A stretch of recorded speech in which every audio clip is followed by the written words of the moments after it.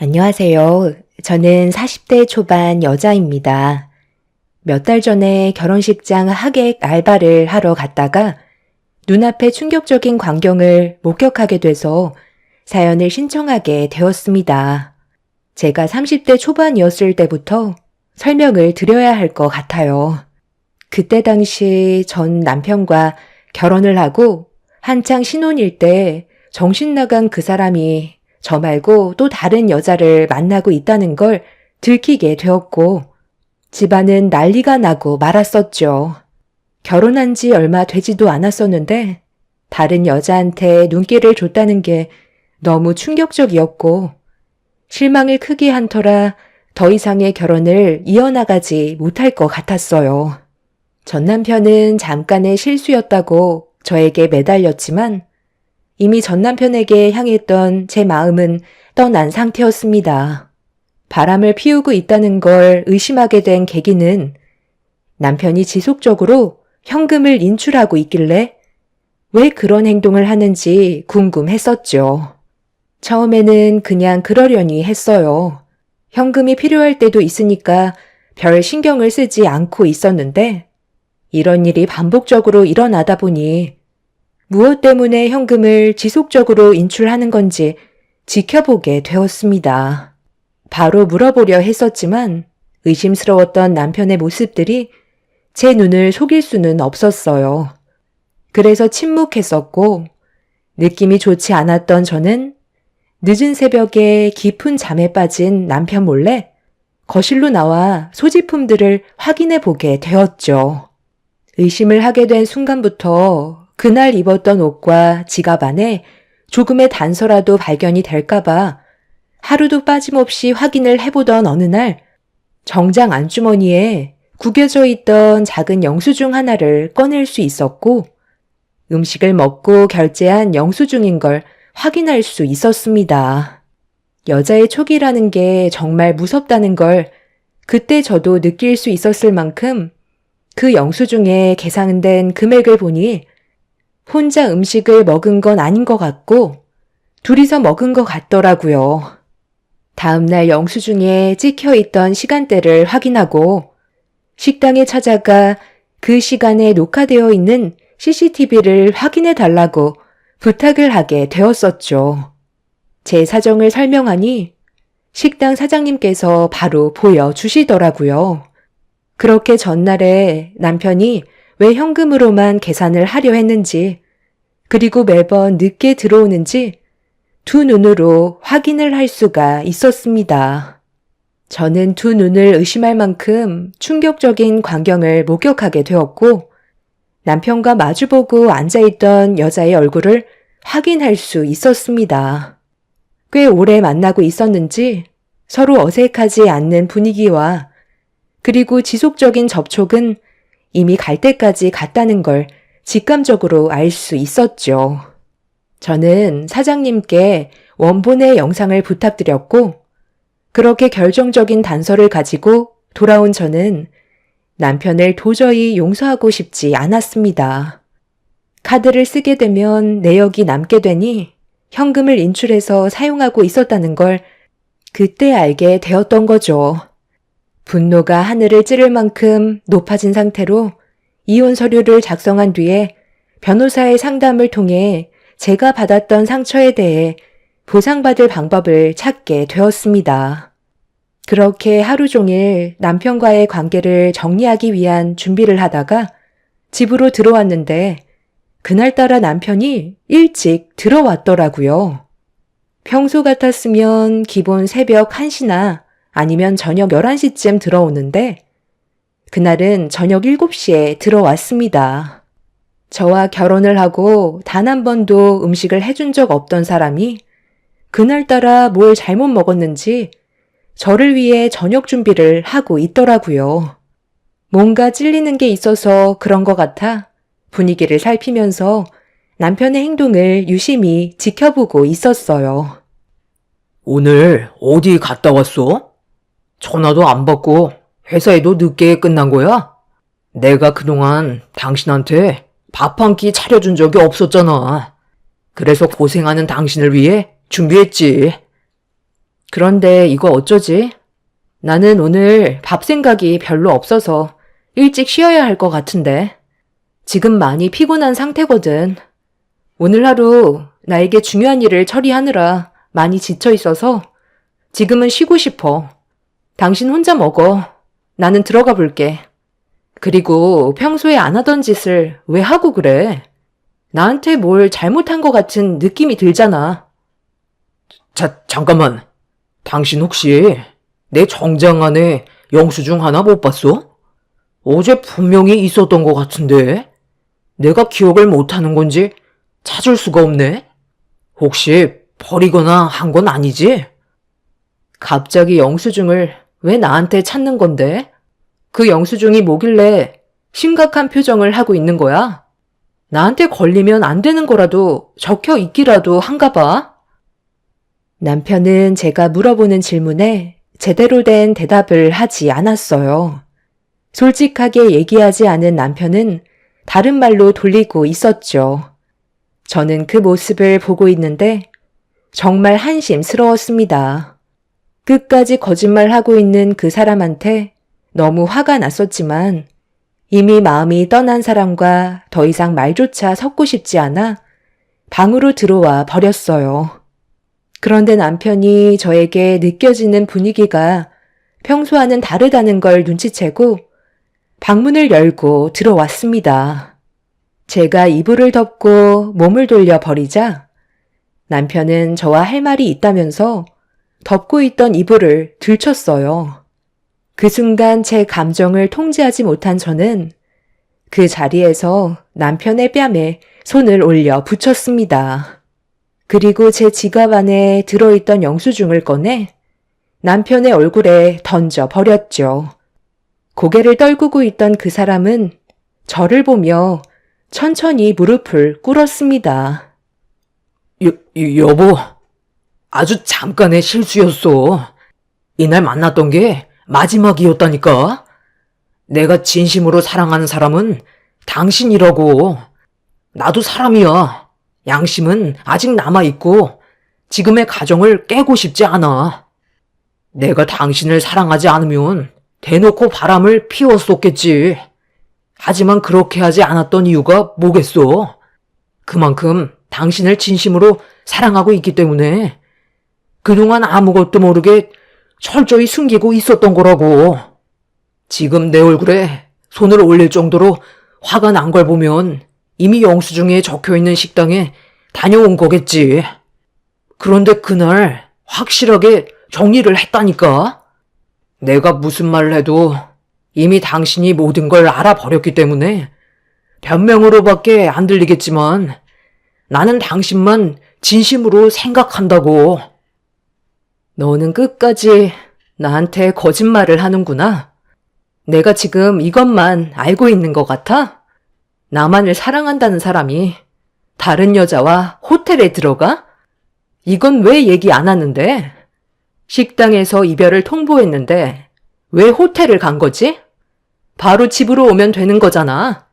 내가 지금 식당 내부에 있는 CCTV만 확인한 줄 아니? 당신이 식당에서 걸어 나와 반대편에 있던 호텔로 들어가는 것까지 전부 다 확인했었다고. 또 무슨 변명을 할 건데? 그냥 호텔에만 바래다 주고 왔다고 하려고? 내가 들어갔다가 나오는 시간까지 전부 다 체크했거든? 그런데 2시간 동안 호텔에서 나오지 않고 있었더라. 그리고 들어갈 때와 나올 때 헤어스타일이 전혀 다르던데? 그날 집에 들어왔을 때 나한테 뭐라고 그랬지?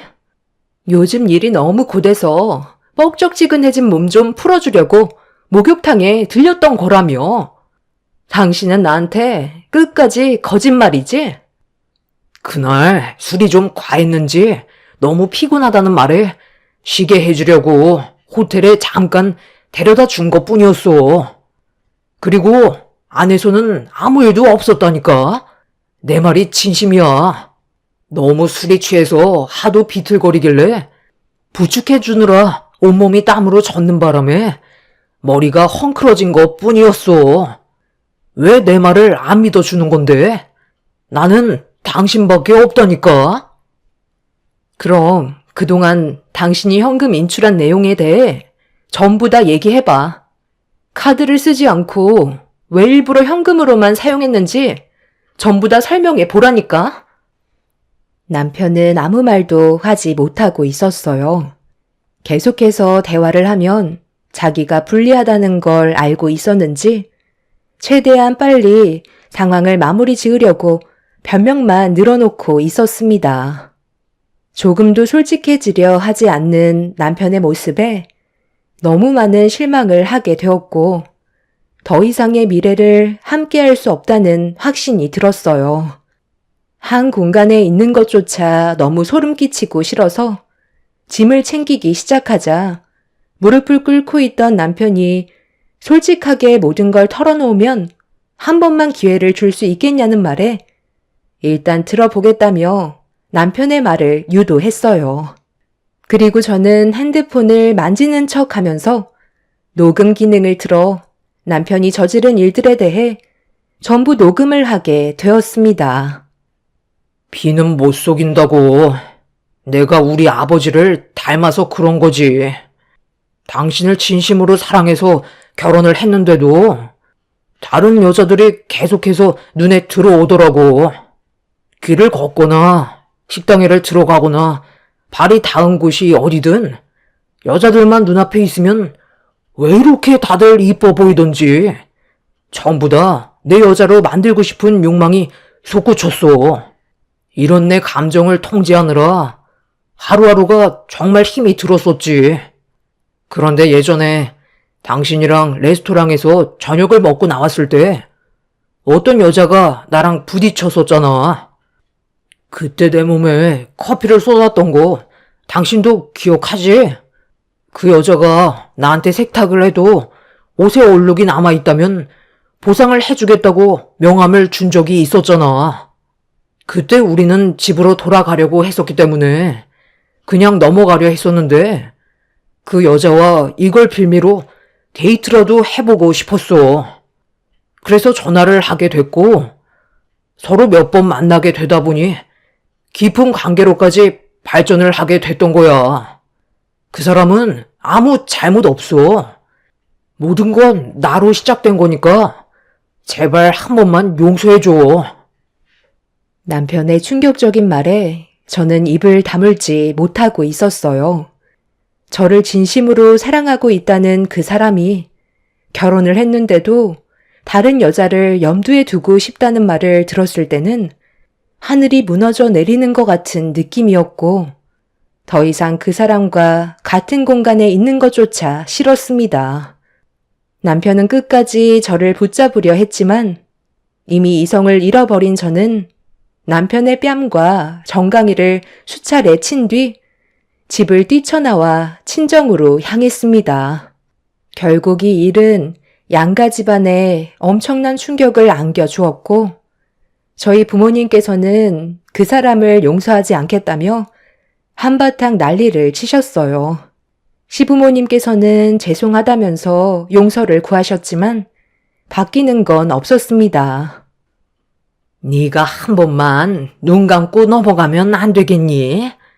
제발 부탁이다. 결혼한 지 얼마나 됐다고 벌써 이혼이야.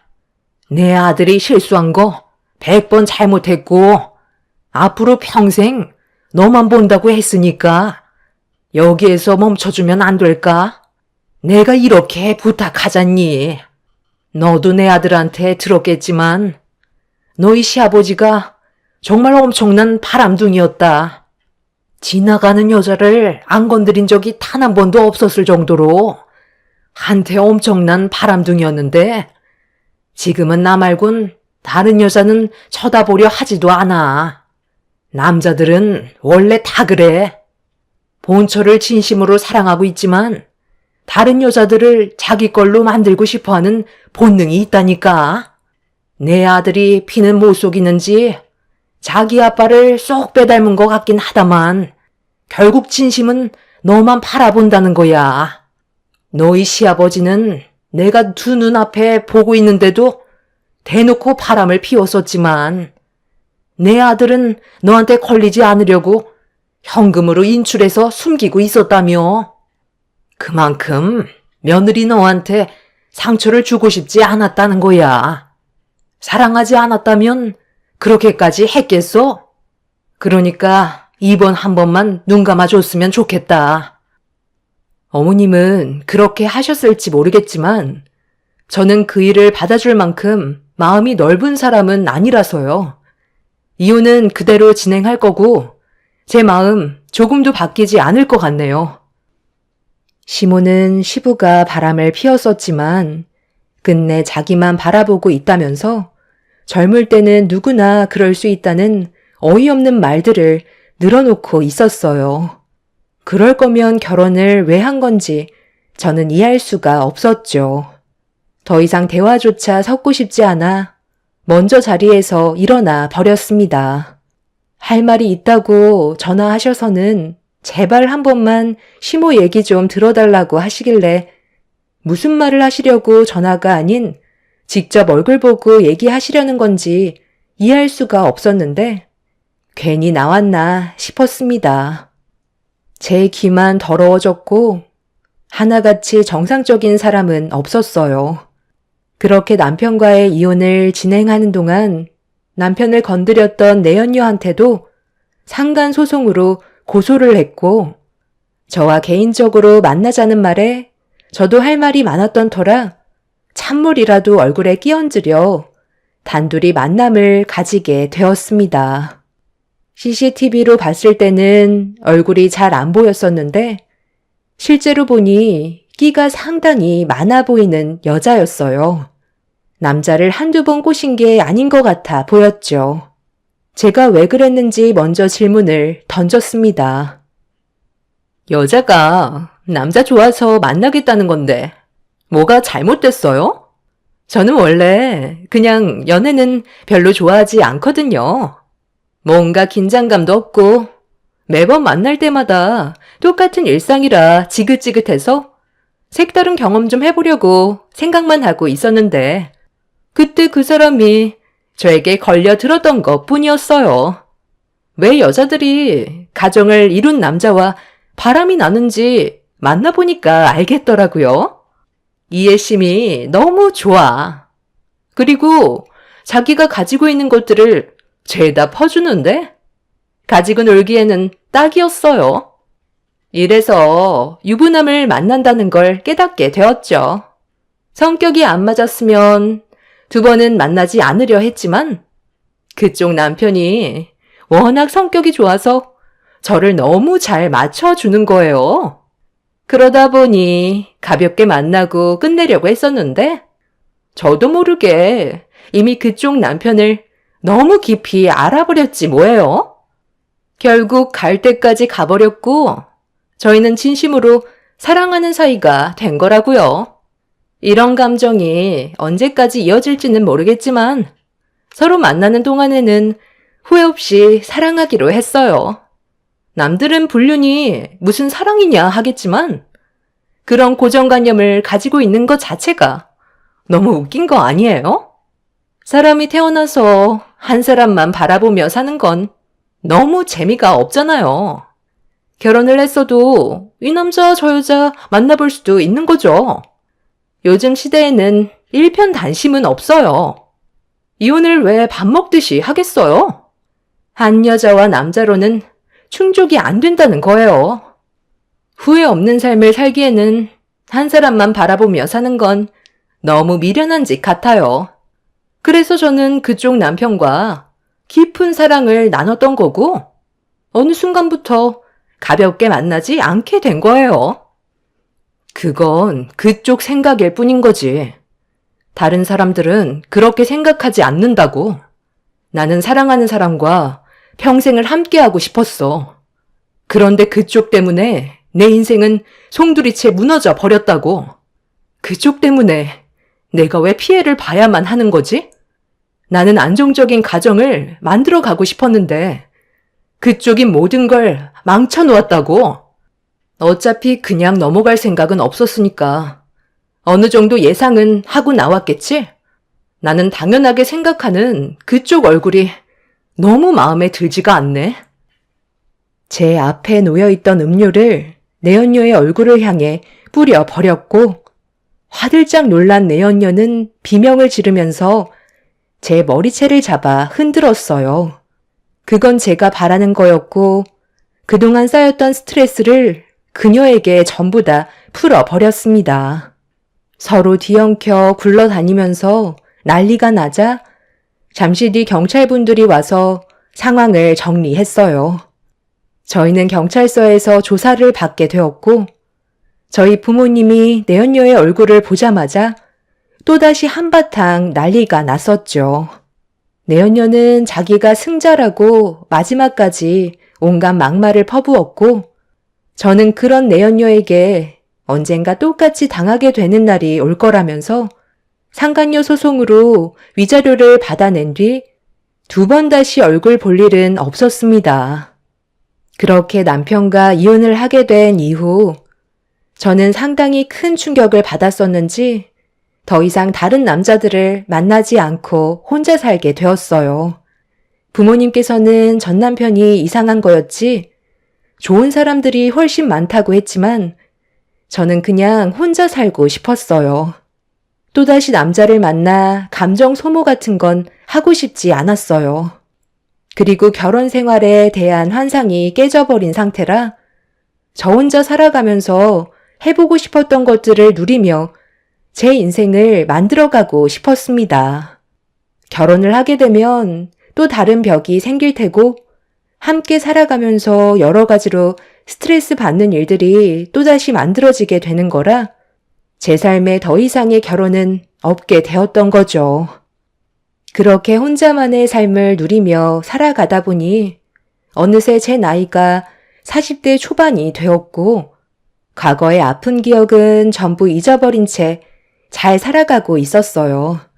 저는 평일에 회사에서 근무를 했지만 주말에 별다른 계획이 없으면 가끔 알바를 하면서 여행 경비를 모았었는데요.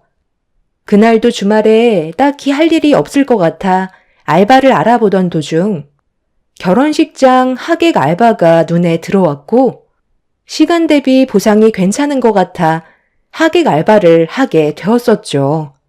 그렇게 식장에 들어가니 신랑 측 이름이 보였어요. 저는 자리에 앉아 식장의 분위기를 살펴보고 있었죠. 상당히 많은 사람들이 북적거리며 서로 대화를 주고받고 있었는데 신랑 측 어머니께서 갑자기 저에게 다가오셨어요. 제가 하객 알바라는 걸 알고 계셨는지 잠깐 대화 좀 하자며 저를 조용한 곳으로 데려가셨죠. 저기, 내 아들이 그러는데 그쪽이 하객 알바라고 하던데 나이도 적당한 게 저희가 원하는 조건과 딱 맞아 떨어져서 따로 얘기 좀 하자고 불렀습니다. 저희가 사정이 좀 있어서 돈을 더 올려줄 테니 제 딸 대역 좀 해줄 수 있을까요? 원래 제 딸이 해외에서 의사 생활을 하고 있거든요. 그런데 오늘 오기로 했는데 사정이 있어서 못 온다고 하길래 일단 그쪽이 제 딸 대역을 해주면 좋을 것 같은데 크게 어려운 건 없고 그냥 인사 정도만 해주면 될 것 같아요. 괜찮죠? 아, 그건 좀 문제가 생기지 않을까요? 상대방을 속이는 건데 저는 그냥 하객 알바로 온 거거든요. 찝찝한 건 별로 하고 싶지가 않아요. 다른 사람 알아보시는 게 좋겠어요. 아유, 돈 더 얹어 준다니까요. 여기 왜 온 거죠? 돈 필요해서 온 거잖아요. 하객 알바도 물론 인원수 채워주기 식이지만 속이는 건 마찬가지인데요.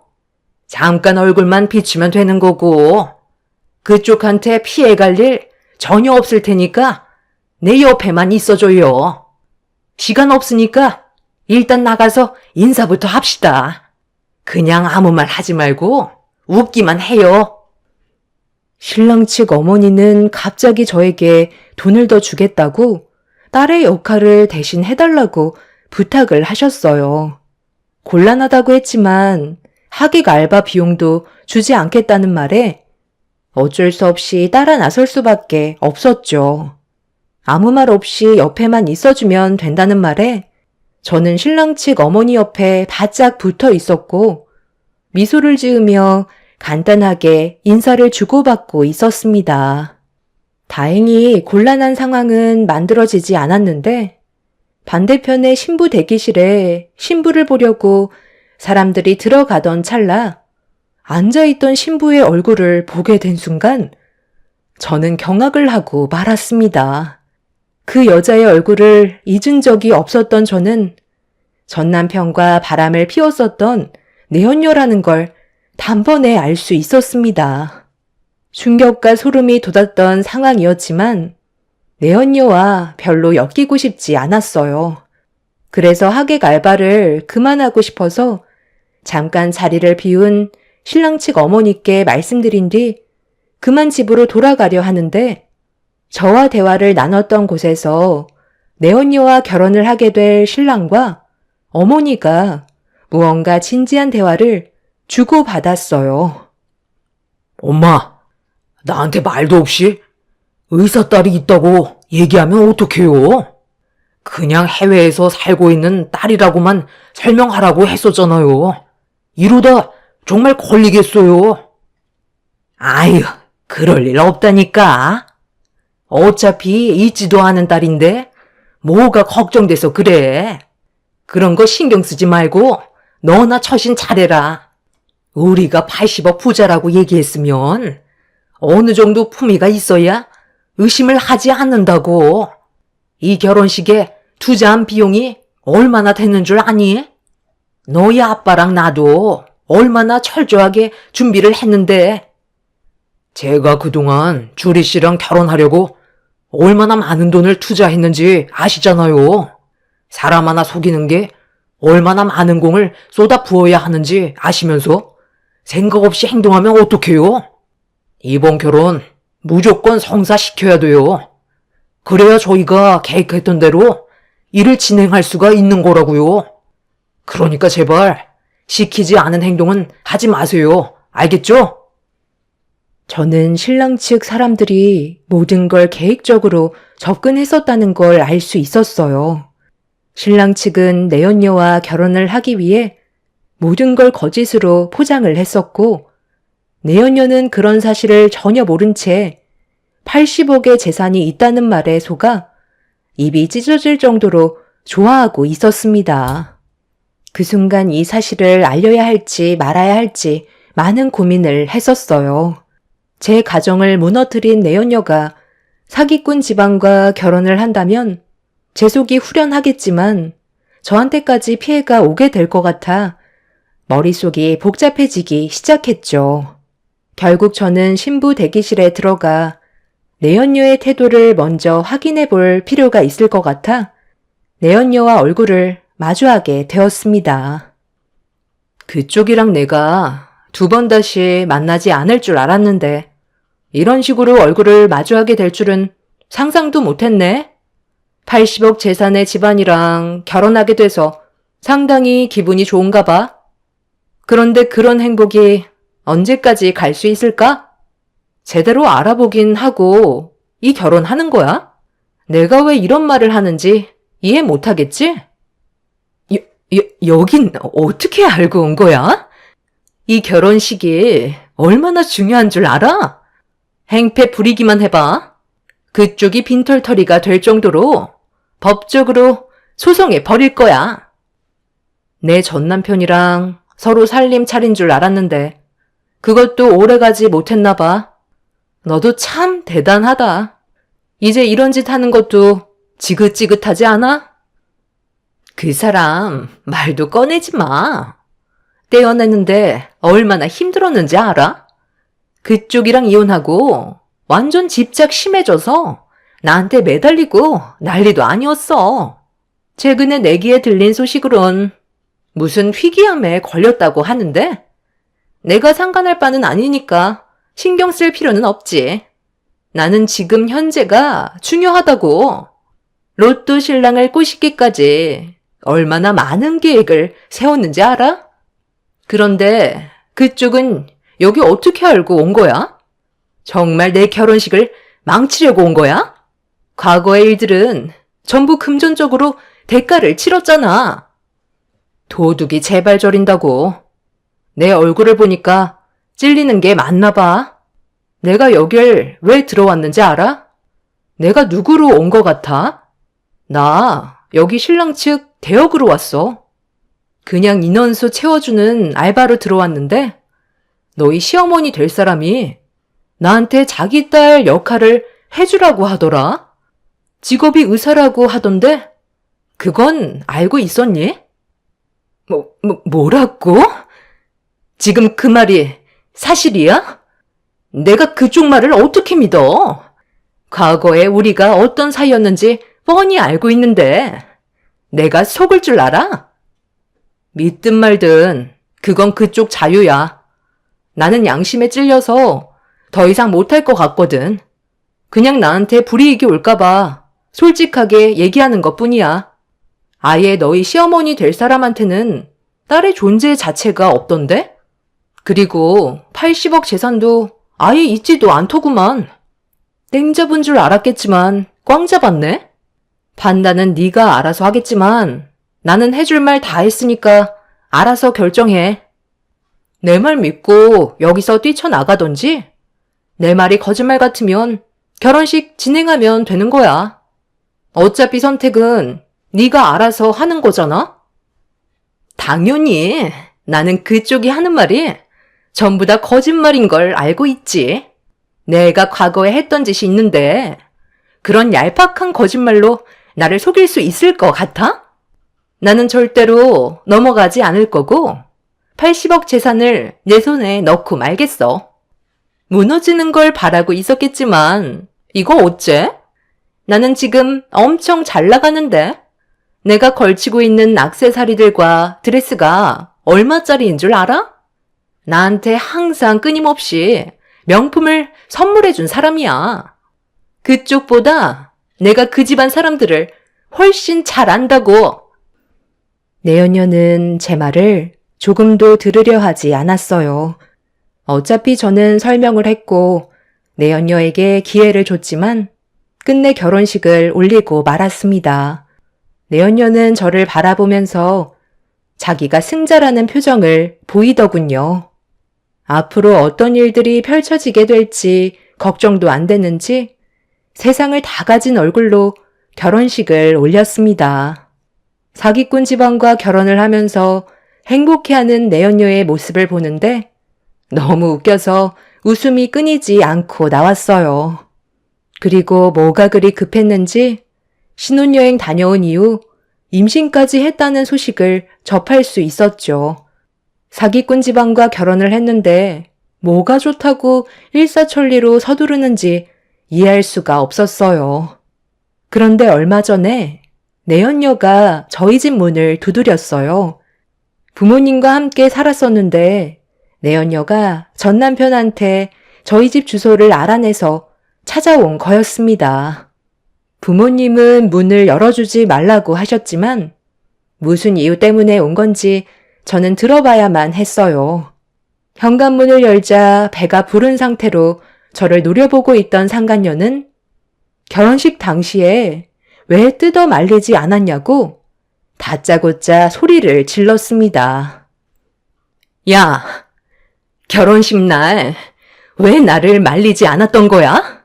내가 사기를 당할 거라는 걸 뻔히 알고 있었으면서 끌고라도 나왔어야지. 지금 내 꼴을 봐. 내 인생은 정말 끝났다고.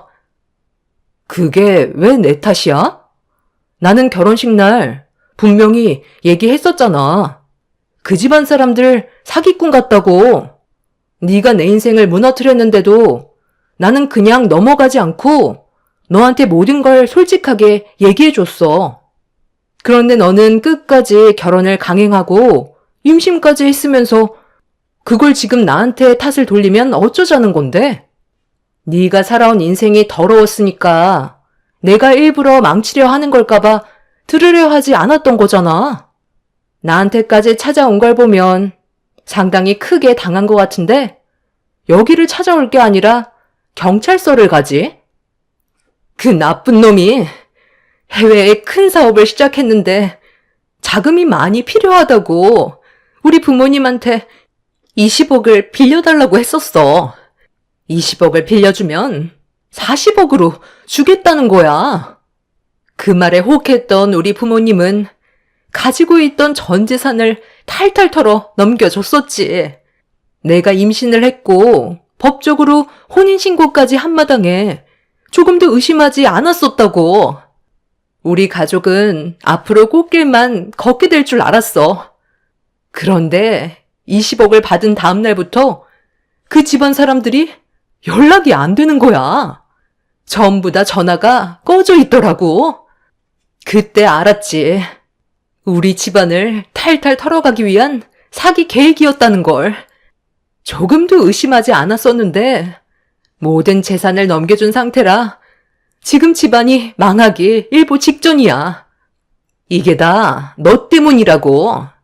그때 나를 뜯어 말렸으면 이렇게까지 문제가 커지지는 않았을 거 아니야? 차라리 경찰한테 신고라도 해주지 그랬어. 내가 왜 그렇게까지 너한테 관심을 가져줘야 되는 거지? 내가 그때 말해준 것만도 감사하게 생각해야지. 아까 말했잖아? 내 인생을 망친 너인데도 양심 때문에 얘기해 준 거라고. 결정은 네가 하라고 했었잖아. 그때 내 역할은 거기까지였다고. 여기서 난리 블루스 치지 말고 경찰서로 찾아가는 게 어때? 내연녀는 저희 집에서 한참 동안 난리를 치다가 저희 부모님이 경찰에게 신고를 하게 되면서 상황을 마무리할 수 있었습니다. 배부른 몸으로 주저앉아 오열을 하고 있는 그 모습을 보니 한숨밖에 안 나오더군요. 그때 말만 들었어도 이런 일은 생기지 않았을 테지만 본인의 욕심이 더 큰 화를 불러일으키게 된 거였죠. 말이 20억이지 그 많은 재산을 가져가기 위해 사기꾼 집안 사람들이 세운 계획들이 치밀했다는 걸 알 수 있었고 듣게 된 소식으론 사기꾼들은 이미 해외로 잠적해버린 상태라 범인들을 잡는 데는 상당한 시간이 필요하다는 말을 듣게 되었습니다. 결국 내연녀는 절대로 빠져나올 수 없는 늪에 빠지게 된 거였고 평생 동안 사기꾼의 자식을 키우면서 자기가 선택한 삶에 대해 땅을 치며 제 말을 듣지 않았던 거에 후회를 하면서 살게 되겠죠. 손가락 하나 까딱하지 않고 이런 식으로 내연녀가 무너지게 되는 모습을 보게 되니 속이 다 후련하네요. 앞으로 제 삶이 더욱더 행복한 날들로 가득할 것만 같습니다.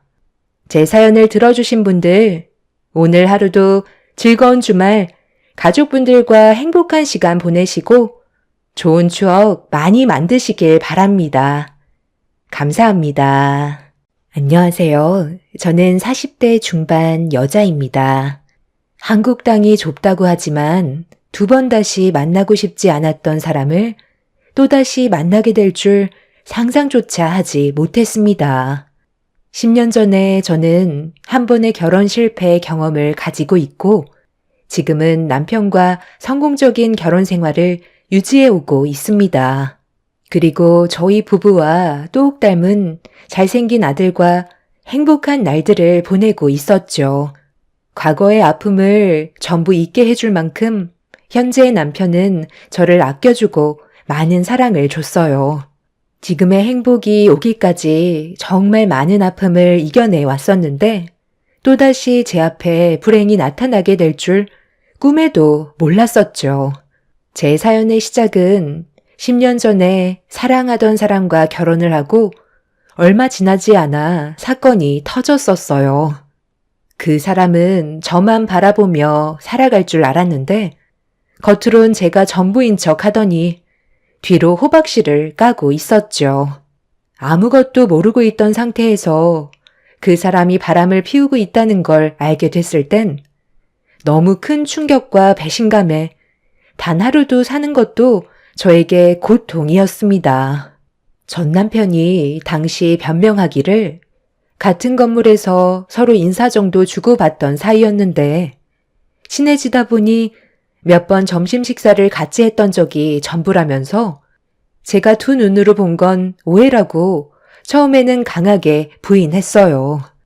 제가 두 눈으로 본 건 둘이 식사하는 장면이 아니었는데 전 남편은 어떤 관계로 지내고 있었는지 전부 다 얘기하고 있었죠.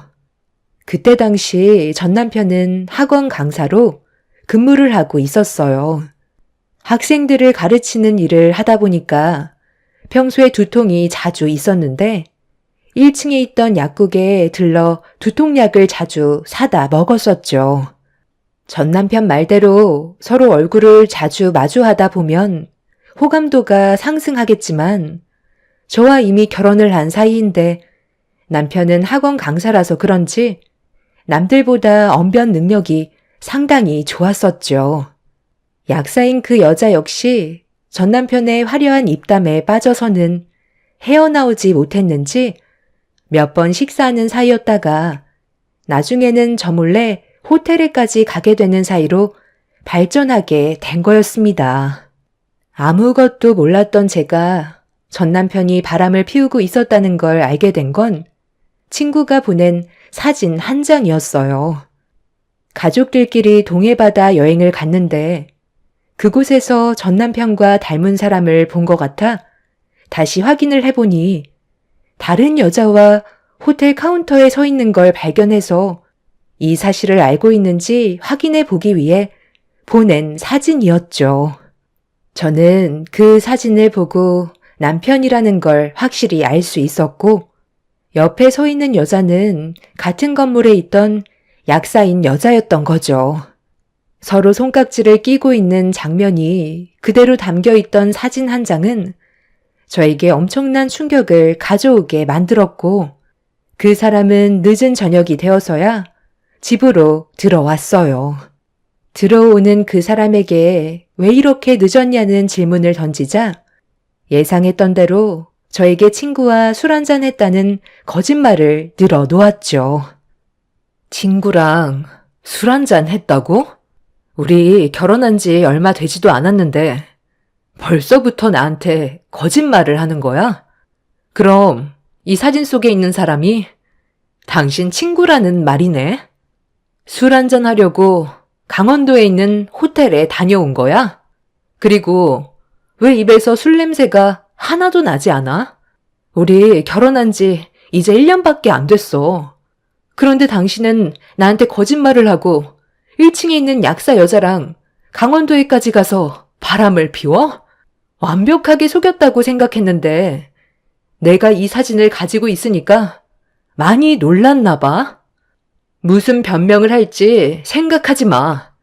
사진 확대해보면 둘이서 손깍지 끼고 있는 거 다 보이니까 차라리 그냥 속 시원하게 다 털어놓지 그래? 그래. 어차피 이렇게 된 거 전부 다 설명해줄게. 처음부터 속일 생각은 없었어. 실은 당신을 만나기 전부터 1층에 있던 약사 여자는 서로 어느 정도 알고 지낸 사이였거든. 나도 당신이랑 연애를 하고 있는 중이었고 그 여자 또한 남자가 있었지. 그때까지만 해도 그렇게 가까운 사이는 아니었는데 당신과 결혼을 하고 어느 날 두통이 너무 심해서 평소처럼 약국에 들렸는데 들어가자마자 내 눈에 들어온 건 그 여자가 눈물을 흘리고 있더라고. 어느 정도 서로 얼굴을 알고 있던 사이라 무슨 일이 있었는지 조심스럽게 물어봤었어. 그런데 알고 보니 연애를 하던 남자와 헤어졌다는 말을 들을 수 있었고 괴로워하는 모습을 보니 나도 모르게 위로를 해주고 싶더라고. 그래서 술 한 잔 정도 해줄 수 있으니까 힘들면 찾아오라는 말을 했었어. 그 여자도 내가 학원 강사인 건 알고 있었거든. 그런데 그날 저녁에 나한테 술 한 잔 사달라고 하는 거야. 그리고 그때부터 우리는 급격하게 가까워졌고 당신이 생각하고 있는 정도의 단계까지 진행이 됐어. 이혼을 원하면 그렇게 해줄게. 당신도 정말 사랑하지만 그 여자는 지금 내가 필요해. 그래서 나도 요즘 많은 고민을 했었소. 그러니까 당신은 나랑 이혼을 하고 그 여자랑 다시 시작하겠다는 거네? 그럼 나는 뭐가 되는 거야? 나랑 함께한 시간은 아무것도 아니라는 말이야? 우리가 함께 해온 시간도 의미 없지는 않았어. 하지만 지금 나는 그 사람이 내 목숨보다 소중하고 내 전부야. 평생 함께하고 싶을 만큼 진심으로 사랑하고 있어. 솔직히 오늘도 집에 들어오고 싶지 않을 만큼 그 사람 곁에 있어주고 싶었는데 내가 먼저 당신한테 상처를 주고 싶지 않아 돌아온 것뿐이야. 그런데 결국 일이 이렇게 됐고 당신과 나는 한 지붕 아래에서 더 이상 같이 살 수 없게 됐으니 조만간 법정에서 보는 걸로 하자. 하루라도 빨리 정리하는 게 서로가 덜 아프지 않겠소? 그동안 나랑 함께 해줘서 정말 고마웠고 당신도 앞으로 나보다 더 좋은 남자 만나서 행복했으면 좋겠소. 조만간 서류 준비해서 좋게 끝내자. 바람 피웠다는 사실을 모두 털어놓은 그 사람은 저와의 모든 감정을 이미 정리를 했는지 현관문을 나설 때 뒤도 안 돌아보고 상간녀에게 달려갔어요. 더 이상 그 사람을 붙잡을 수 없다는 걸 알게 되었고 신혼집에 혼자 남겨져 있던 저는 그 자리에 털썩 주저앉아 너무 큰 충격에 한동안 멍하니 바닥만 바라보고 있었습니다. 고개를 돌리기만 해도 집안 곳곳에 그 사람과 했던 많은 추억들이 담겨있는 사진들이 빼곡하게 붙어 있었는데 저와 함께했던 시간들을 어떻게 한순간에 모두 지워버릴 수 있는 건지 이해할 수가 없었어요. 아주 잠깐의 불장난일 거라고 받아들이고 싶었지만 그 사람이 다른 여자에게 마음이 뺏겼다는 말을 직접적으로 하는 순간 되돌릴 수 없다는 걸 인정하게 되었고 뒤늦게서야 이 모든 것들이 현실이라는 걸 받아들이게 되는 순간 제 눈에선 눈물이 흐르고 있었습니다. 결국 이 사실을 양가 부모님이 알게 되면서 집안은 난장판이 되었어요. 저희 부모님께서 그 사람의 학원에까지 찾아가 전부 다 뒤집어 놓을 만큼 분노를 표출하셨죠. 그리고 그 사람이 1층에 있던 약사와 바람 피웠다는 게 동네에 소문이 나게 되면서부터 수강생들은 전부 떠나게 되었고 약국도 파리만 날릴 정도로 상당히 큰 피해를 입고 있었습니다. 부모님께서는 결혼한 지 1년밖에 안 됐으니 서둘러 이혼을 하고 새 삶을 사는 게 좋겠다면서 위자료 청구 소송을 진행하는 걸 도와주셨어요. 그렇게 이혼 준비를 하고 있는데 어느 날 상간녀가 제가 일하는 꽃가게에 찾아왔어요. 당장이라도 얼굴에 물을 뿌려버리고 싶었지만 힘들게 감정을 추스르면서 상간녀에게 왜 찾아왔냐고 물어보자 꽃집을 두리번거리면서 저에게 말을 붙여왔습니다. 혹시 시부모님께서 무슨 꽃을 좋아하셨어요? 그래도 처음 인사드리러 가는 자리인데 꽃 정도는 가지고 가야 하지 않겠어요? 좋은 거 하나 추천 좀 해주세요. 많고 많은 꽃집 중에서 왜 여기로 온 거죠? 저희가 서로 얼굴을 마주할 정도로 좋은 사이는 아니지 않나요? 위자료나 준비하시면 될 것 같은데요. 저도 처음에는 그쪽한테 위자료 던져주고 조용히 넘어가려 했었지만 그쪽이 일을 너무 크게 벌려놔서 약국에까지 지장이 생겼거든요. 외지인들 외엔 동네 사람들은 아예 찾지도 않으니 이 손에 어떻게 하실 거예요? 저도 그냥은 넘어가지 못할 것 같아 제가 본 피해에 대해 역으로 소송 진행을 하려고요.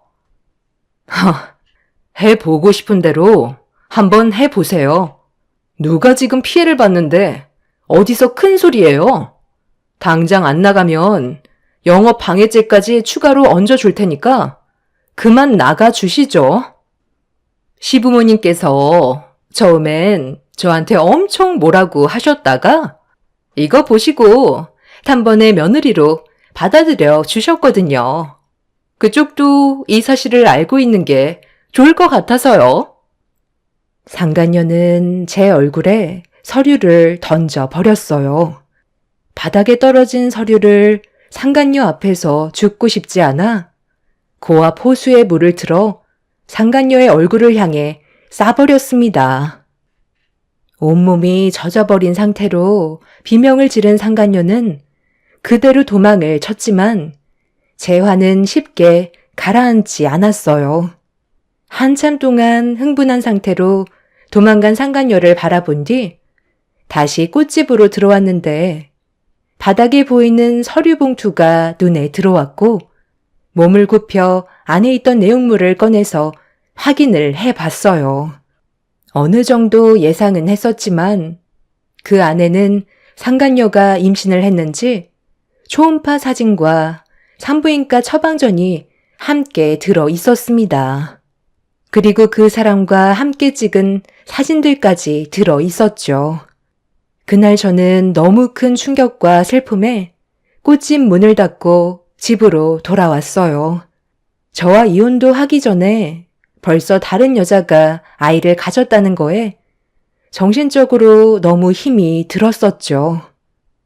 어머님, 저예요. 어떻게 그 여자를 며느리로 받아들일 생각을 하세요? 절대 용서할 수 없다고 하셨잖아요. 무조건 제 편에 서서 도와주시겠다고 하시더니 임신했다고 하니까 마음이 약해지신 거예요? 제가 받은 상처는 더 이상 아무것도 아닌 거냐고요. 어떻게 그 여자를 받아주실 수가 있으세요? 나도 처음에는 화가 많이 났었지. 그런데 너희들 어차피 이혼하면 결국 내 아들도 앞으로 살 길 찾아야 될 테고 또다시 시작해야 되는데 임신까지 했다니까 내 마음이 약해지더라고. 네가 받은 상처 충분히 이해한다. 그렇다고 뱃속에 있는 아이를 아빠 없는 자식으로 만들 수는 없잖니. 나도 마음은 아프지만 현실을 받아들여야지 어쩌겠어. 그러니까 너도 내 아들과 정리 끝나면 좋은 남자 만나서 행복하게 잘 살아라. 인생이 원래 이런 거 아니겠니? 오늘 저녁에 새며느리 들어온다고 해서 지금 음식하느라 정신없거든. 우리 이제 더 이상 볼 필요 없으니까 앞으로 전화는 자제해줬으면 좋겠다. 그럼 먼저 끊는다. 결국 임신했다는 한마디에 전 시모는 상간녀를 받아주었고 저와 오래 알고 지냈던 시간들은 더 이상 아무것도 아니게 되었어요. 그 사람과 이혼을 하는데 여러 가지로 시간이 많이 걸렸지만 그래도 더는 미련이 없었기 때문에 상간녀와 그 사람에게 위자료 소송을 끝으로 모든 인연을 끊어내었고 제 인생에 그 사람이 두 번 다시 나타나지 않길 간절히 바랐었죠.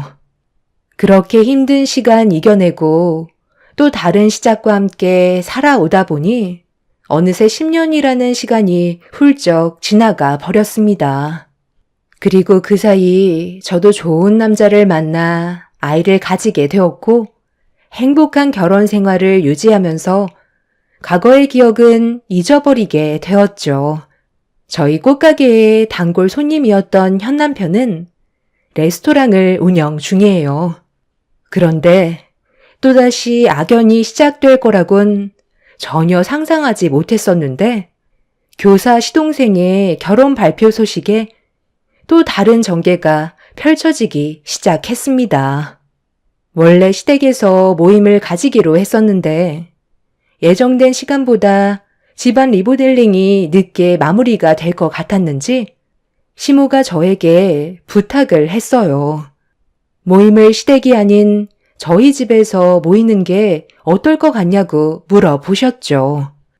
다음날 일찍 저희 집으로 오셔서 음식 만드는 거 도와주시겠다며 저에게 부탁을 하셨어요.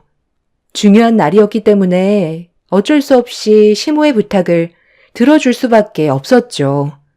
그렇게 시댁에 모이게 될 모임을 저희 집으로 모이게 되었고, 시모와 저는 신경 써서 음식을 준비했어요.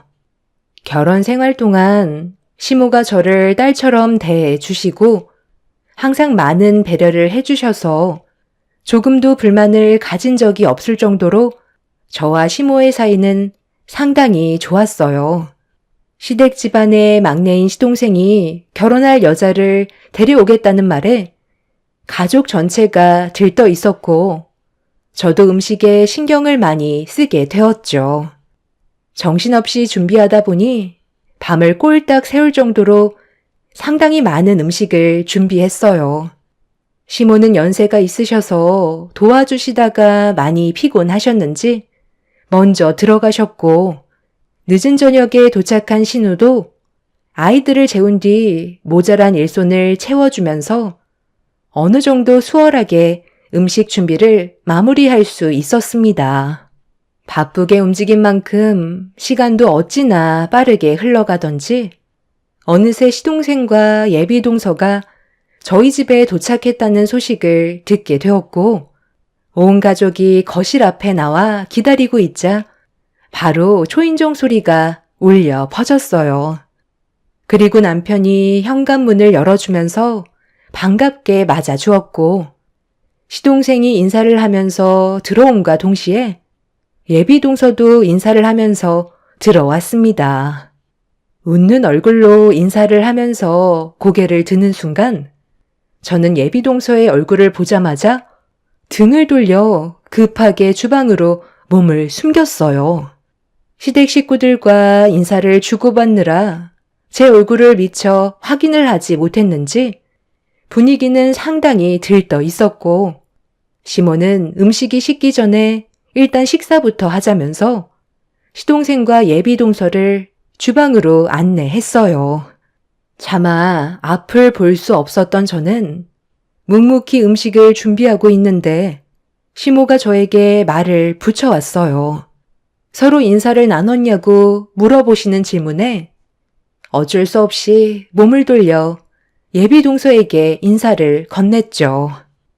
그리고 예상했던 대로 제 얼굴을 보게 된 예비동서는 상당히 놀랐는지 갑자기 딸꾹질을 하기 시작하면서 당황한 눈빛으로 고개를 휙 돌려버렸어요. 순간적으로 어색한 기류가 주방에 맴돌자 눈치가 빠르신 시모는 둘이 아는 사이냐고 물어보셨고 예비동서는 처음에는 아는 분인 줄 알고 놀랐는데 자세히 보니까 자기가 착각했다면서 급하게 화제를 전환시켰어요. 저는 그때부터 묵묵히 그 여자가 어떤 생각으로 시동생에게 접근했는지 지켜보고 있었습니다.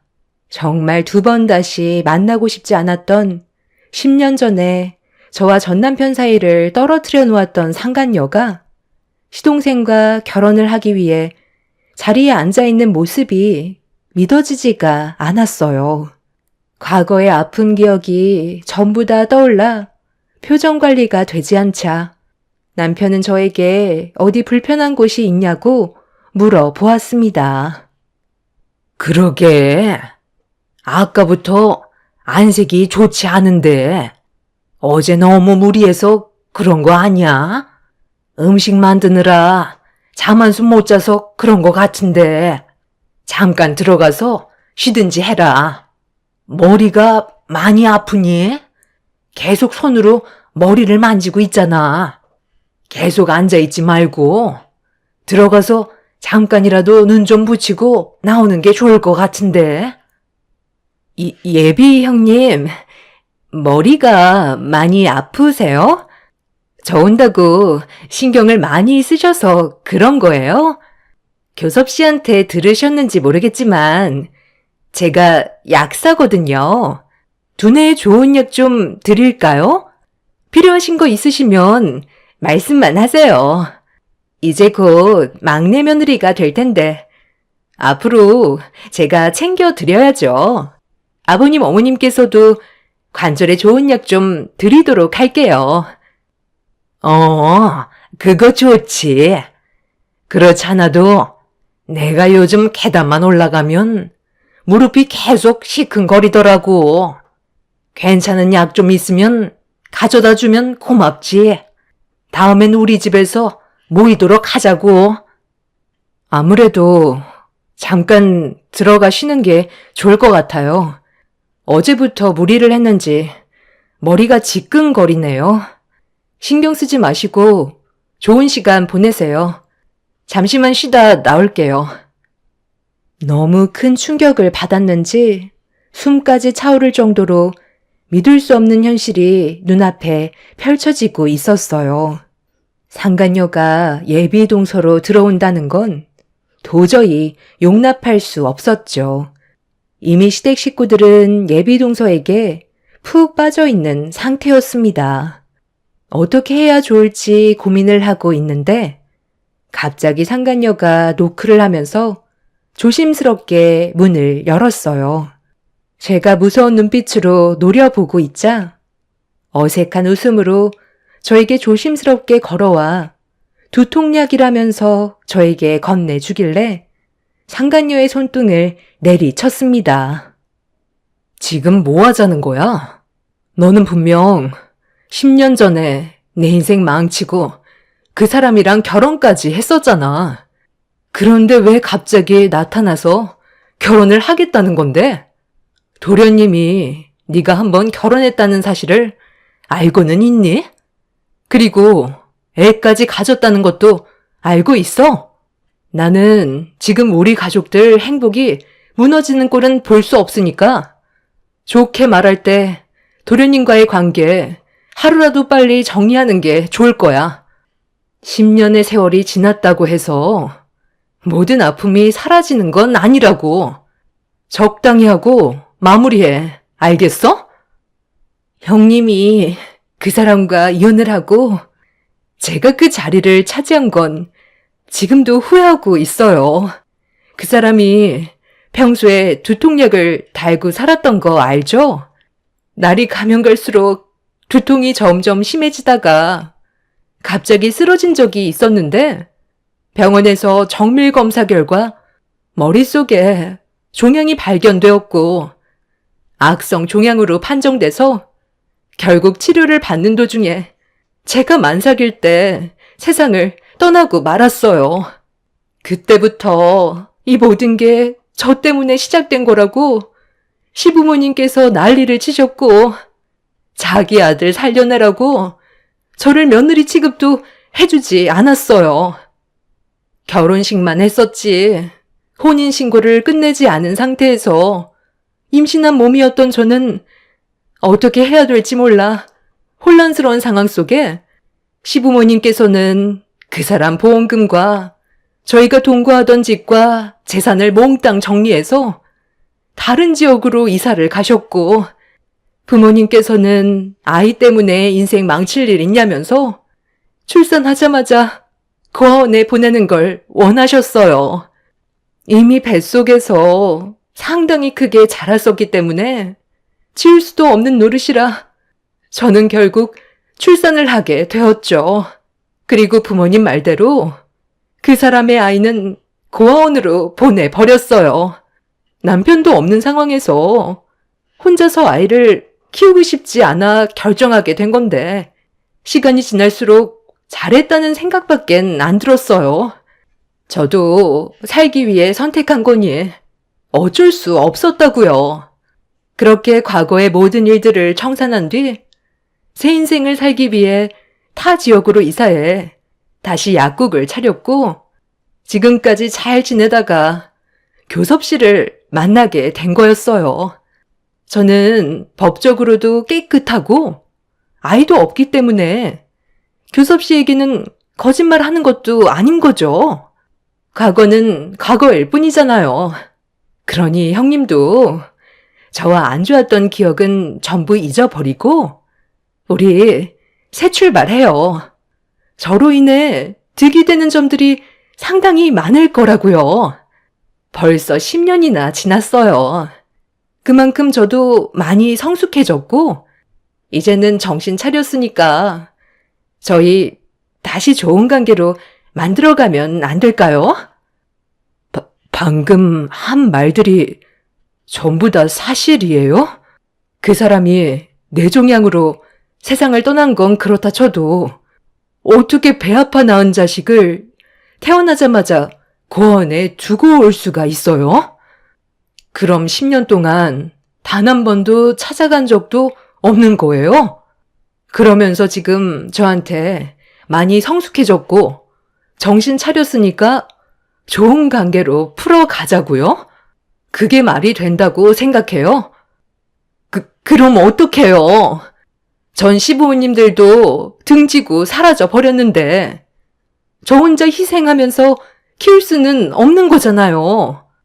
솔직히 제가 형님 인생을 구해준 거고 저는 희생양이었던 것 뿐이라고요.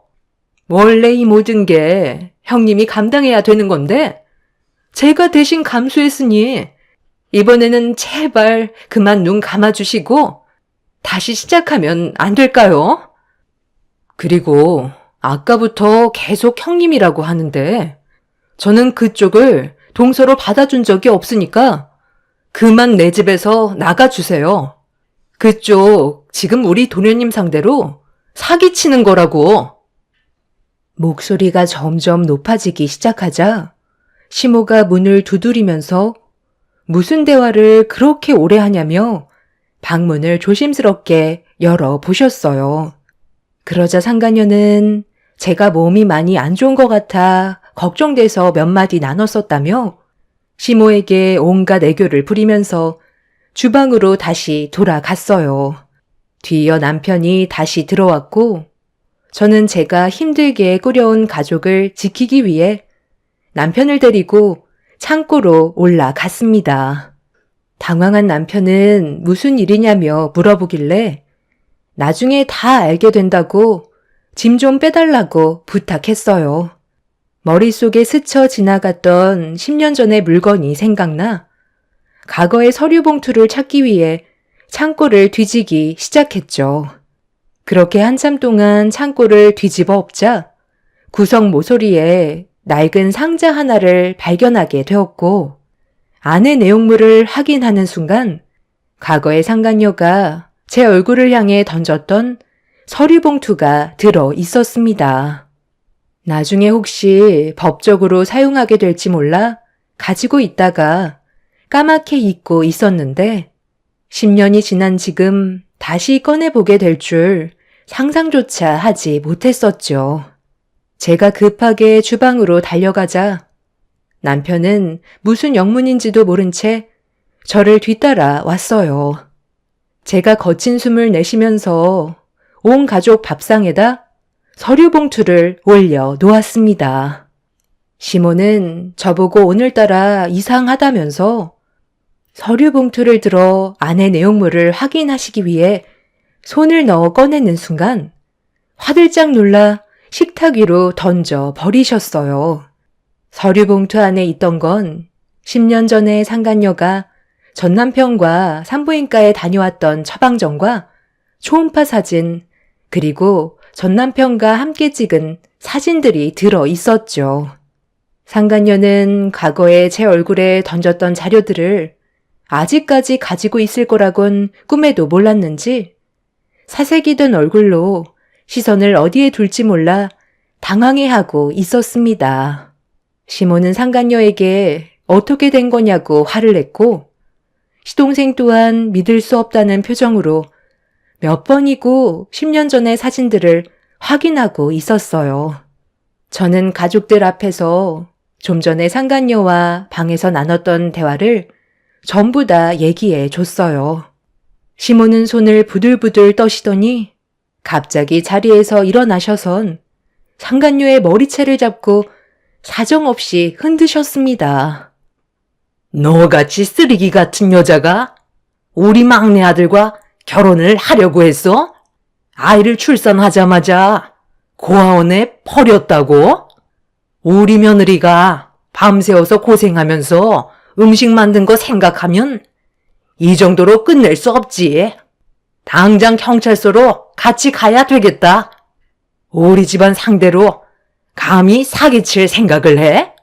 하마터면 내 아들 인생 쪽날 뻔했잖아.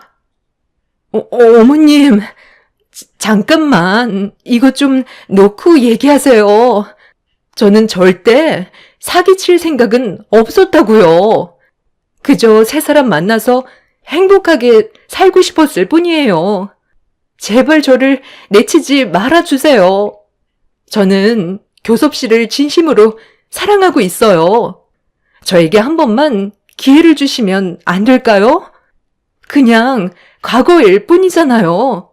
앞으로 잘하면 되는 거잖아요. 너는 아직까지 정신을 못 차렸구나. 새 삶을 살고 싶으면 네가 버린 아이나 다시 데려와서 그동안 했던 잘못에 대해 용서를 구하고 그 아이를 위해서 살아가도록 해. 엄마 없이 살아간 그 아이가 불쌍하지도 않아? 걔가 무슨 잘못이야? 네가 생각 없이 즐기고 저지른 행동에 대한 결과인 거잖아.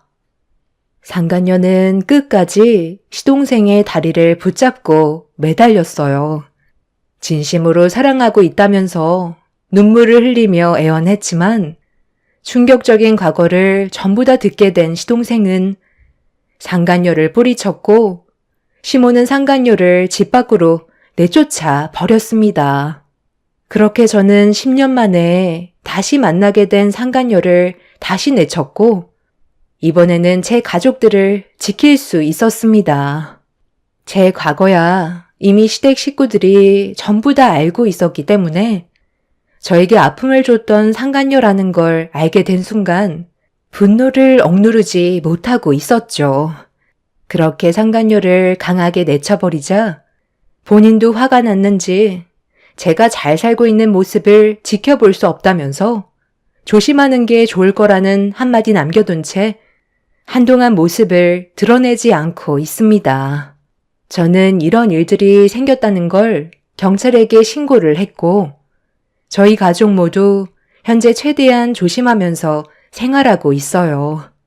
그 여자가 정상적이지 않기 때문에 분명 또 다른 돌발 행동을 저지를 게 뻔하지만 이번에 또다시 걸리게 된다면 그땐 뼈도 못 추리게 만들려고요. 질긴 악연, 제발 여기에서 끝났으면 좋겠습니다. 제 사연 들어주신 여러분들께선 언제나 좋은 일들만 가득하시길 바랍니다. 감사합니다. 안녕하세요. 저는 30대 초반 여자입니다. 제가 사연을 신청한 이유부터 말씀드리자면 6개월 전쯤에 시댁에서 여행을 간 적이 있었어요.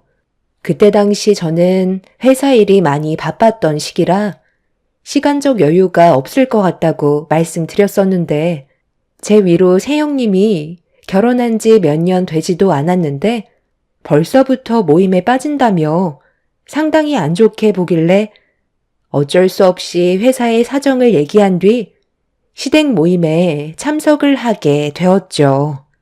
그렇게 아침 일찍 시댁에 모여 차를 2대로 출발했어요. 한 대가 벤이라 그곳에는 시부모님과 새 아주버님 그리고 남편이 함께 타기로 했었고 다른 한 대에는 새 형님과 제가 타기로 했었죠. 중간중간 휴게소에 들렸을 때 시부모님과 남편을 챙기면서 큰 문제 없이 무난하게 일정을 소화하고 있었는데 목적지의 절반 정도 왔을 때 운전을 하시던 큰형님이 뒷좌석에 타고 있던 저에게 말을 붙여왔어요. 그런데 밝았던 분위기를 갑자기 조정하더니 저에게 너무 버릇없다는 말을 꺼내면서 심각하게 분위기를 몰아갔습니다. 시댁에서 모임이 있을 때는 군말 없이 따라야 되는 건데 저는 한 번 말하면 듣지를 않는다고 불만을 털어놓고 있었죠. 괜한 오해를 불러일으킨 것 같아 최대한 침착하게 제 사정을 설명하려 노력했는데 큰형님은 말대꾸를 한다면서 화를 내기 시작했고 둘째, 셋째 형님들도 큰형님의 말에 동조하고 있었죠. 차 안의 분위기는 걷잡을 수 없이 안 좋아지기 시작했고 저는 차라리 입을 다물고 있는 게 좋을 것 같아 형님들의 말을 묵묵히 듣고 있었습니다. 속은 정말 말이 아니었지만 그래도 제가 참아야만 안 좋아진 상황을 최대한 빨리 정리할 수 있을 줄 알았어요. 그런데 이번에는 아무 말도 하지 않는다고 더 크게 화를 내었죠. 동서는 뭐가 그렇게 불만이야? 내가 얘기하는 걸 상당히 마음에 안 들어 하는 것 같은데 동서만 사정을 봐줘야 되는 건 아니잖아. 우리는 한가하니? 내가 한 소리 하기 전에 알아서 조절했으면 됐을 거 아니야. 괜히 쓴소리 해야지만 그제서야 회사에 사정을 얘기해서 조절했다고 얘기하면 마지못해 어쩔 수 없이 가는 것처럼 보이잖아. 자주 있는 모임도 아니고 어쩌다 한 번씩 가는 단체 여행인데 얼마나 바쁘다고 가족 모임을 빠지려 들어. 이번에만 그런 것도 아니잖아. 저번에도 한 번 참고 넘어갔으면 눈치껏 행동을 해야지. 내가 봤을 때 동서는 회사 일이 별로 바쁘지도 않은데 일부러 안 가려고 꾀부리는 거지? 막내 며느리니까 할 일도 많을 것 같고 눈치도 봐야 하니 여행보다는 수발들러 오는 것 같아서 계속 빠지려는 거잖아. 우리가 동서보다 몇 년을 더 살았고 시댁에서 며느리로 몇 년을 더 지냈어. 동서도 막내로 들어왔으면 기본적으로 해야 될 건 말을 안 해도 알아서 눈치껏 좀 행동했으면 좋겠네. 형님은 어쩜 제가 하고 싶은 말을 콕 집어서 얘기해 주세요. 정말 저도 막내 동서하는 행동을 보면 너무 답답하고 화가 나서 한마디 하려고 했던 게 목구멍까지 차올랐다가 형님 앞에서 제가 한 소리 하는 건 아닌 것 같아 참고 있었거든요. 그런데 막내 동서는 정말 개념이 너무 없는 것 같다니까요. 저는 정말 회사에서 빠질 수 있는 상황이 아니라서 제 사정을 말씀드린 것 뿐이었어요. 일부러 빠지려고 없는 일을 꾸미거나 한 적은 정말 없었어요. 어머, 형님들이 얘기하는데 어디서 토를 달아? 나는 동서가 들어오기 전에 내가 막내였을 때는 시키는 건 뭐든지 했었고 모임에도 빠진 적은 단 한 번도 없었다고. 새 형님들이 왜 시댁 식구들과 며느리들을 따로 분류해서 차를 탔는지 그때 알 수 있었고 제 입장은 전혀 이해해 주려 하지 않는 새 형님들한테 너무 서운했었어요. 그렇게 차 안의 분위기는 점점 안 좋아졌고 그동안 저에게 쌓인 게 많았었는지 새 형님들은 쉬지 않고 불만을 털어놓으며 막말까지 뱉었어요. 저도 사람인지라 밟으면 꿈틀거린다고 속마음을 더 이상 숨기고 싶지 않았어요. 결국 안 좋은 대화를 계속해서 주고받게 되었는데 운전을 하던 큰형님이 극도로 흥분을 했는지 갑자기 저에게 욕을 퍼부으면서 운전까지 험악하게 하는데 앞만 보고 운전을 해야 되는데 계속 뒤를 돌아보면서 험한 말을 뱉어댔죠. 불안했던 상황 속에 앞차가 갑자기 브레이크를 밟았는데 큰형님은 앞차와의 간격을 유지하지 않고 운전을 하다가 브레이크를 늦게 밟는 바람에 너무 놀랐는지 충돌을 피하려고 운전대를 틀었습니다. 한 바퀴 돌던 차량 안에서는 비명소리가 울려 퍼지면서 제가 앉아있던 후미와 다른 차량과의 충돌이 일어나고 말았습니다. 부딪힌 건 기억이 나는데 그 이후로는 제 머릿속에 아무런 기억조차 남아있지 않았었죠. 얼마의 시간이 지났는지 모르는 상황 속에 제가 고통스러워하며 움직이자 제 목소리를 들은 남편과 시댁 식구들이 웅성거리고 있었어요. 그런데 눈을 뜰 수 없을 정도로 엄청나게 큰 고통이 찾아왔었죠. 알고 보니 교통사고 충돌로 인해 창문 유리창이 깨지면서 파편들이 눈에 들어갔고 갈비뼈와 손목 골절까지 있는 충격적인 상황이었어요. 대수술을 받은 저는 언제 회복이 될지 전혀 모르는 상태였고 양쪽 눈은 수술로 인해 앞이 보이지 않게 되는 불행이 찾아오고 말았죠. 의사 말로는 시력이 회복이 될지 안 될지 그건 차후에 지켜봐야 한다고 나중에 추가적인 수술을 진행해야 될 수도 있다면서 경과를 지켜볼 수밖에 없다며 만약 수술 경과가 좋지 않아 회복이 되지 않게 되었을 때는 평생 시력을 회복할 수가 없어 앞을 볼 수 없다는 충격적인 진단 결과를 듣게 되었죠. 그날 이후 저는 아무것도 할 수가 없었고 새형님들에 대한 원망으로 가득 차 있었습니다.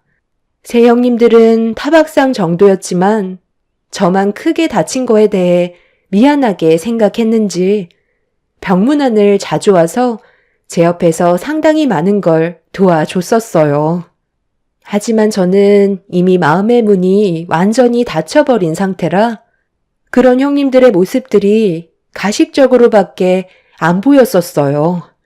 그렇게 몇 달 동안 병원에 입원해 있으면서 저는 형님들이 병원에 오는 걸 원하지 않는다고 난리를 쳤었지만 끝까지 변함없는 모습으로 저를 간호해 주었고 시간이 지날수록 저도 점점 분노했던 마음이 수그러들게 되었어요. 비록 앞은 보이지 않았지만 목소리에서 느껴지는 새 형님들은 저를 친자매처럼 챙겨 주었죠. 병원에서는 시력이 언제 돌아올지 몰라 경과를 지켜봐야 한다며 다른 곳은 크게 문제가 없으니 일단 퇴원해서 편하게 쉬는 게 좋을 것 같다고 말씀하시길래 그렇게 퇴원을 하게 되었습니다. 한동안 저희 부모님께서 자주 왔다 갔다 하시면서 도와주셔서 크게 어려운 건 없었어요. 화장실 가는 것 빼고는 거의 움직이지 않았었죠. 집에 온 지 한 일주일쯤 지났을 시점에 남편이 시부모님께서 제 몸 상태가 어떤지 궁금해한다며 저희 집에 오신다고 했었는데 새 형님 내외까지 같이 온다는 말에 가족 모두를 저희 집에 전부 수용할 수 있는 상황은 아닌지라 차라리 시댁에 잠깐 들리는 게 좋을 것 같아 남편한테 시댁으로 가는 게 좋을 것 같다고 제 생각을 얘기하게 되었고 그렇게 저희 부부는 시부모님을 찾아뵙게 되었어요. 그리고 뒤이어 새 형님 내외도 시끌벅적하게 들어오면서 제 몸 상태는 어떤지 물어보길래 자리에서 일어나 인사를 드리자 큰형님은 뭐하러 일어나냐고 몸도 힘든데 가만히 앉아 있으라고 저를 배려해 주었어요. 하루빨리 이런 생활에서 벗어나고 싶었어요. 앞이 보이질 않으니 목소리로 그 사람들의 얼굴을 상상할 수밖에 없었죠. 그나저나 병원에서는 언제까지 기다려야 한다니? 앞이 보이지 않으니까 너무 답답하지? 하루빨리 좋아져야 할 텐데 계속 약만 먹고 있으니까 너무 걱정이다. 병원에서도 아직 그렇다 할 답을 주지 못하고 있는 상황이에요. 며칠 전에 검사를 다시 해봤는데 어쩌면 다시 수술을 해야 될 수도 있다고 했거든요. 그 전에 회복이 될 수도 있으니까 조금 더 지켜보는 걸로 결정하긴 했지만 아마 다시 수술을 진행해야 될지도 모르겠어요. 앞이 전혀 보이지 않거든요. 에휴, 좀 더 큰 병원으로 가보는 건 어때? 내가 마음이 너무 아파서 더는 못 보겠다. 동서가 하루빨리 앞이 보여야 내 마음도 조금은 편해질 텐데 회복이 너무 더디니까 나까지 조급해지는 것 같아. 벌써 3달이 훌쩍 넘었잖아. 이러다 영영 시력을 회복 못하는 거 아니야? 수술하면 확실히 좋아진대? 그것도 장담할 수 없을 것 같아요. 워낙 손상이 많이 돼서 시간이 꽤 필요한가 봐요. 저도 시력을 되찾았으면 좋겠어요. 보이기만 한다면 소원이 없겠네요. 시댁 식구들도 제가 앞을 볼 수 없다는 거에 많이 힘들어하고 있었지만 저 또한 답답한 시간들이 하루빨리 지나가길 원했었어요.